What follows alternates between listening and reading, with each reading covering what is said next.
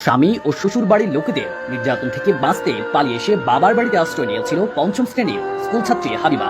কিন্তু সেখানেও মেলেনি শান্তি, বরং পালিয়ে আসার অপরাধে ঘরের মধ্যে শিকড়ে বেঁধে অমানবিক নির্যাতন করা হয় তাকে। আর এই ঘটনাটি ঘটিয়েছেন তার মা বাবা সহ পরিবারের অন্যান্য সদস্যরা।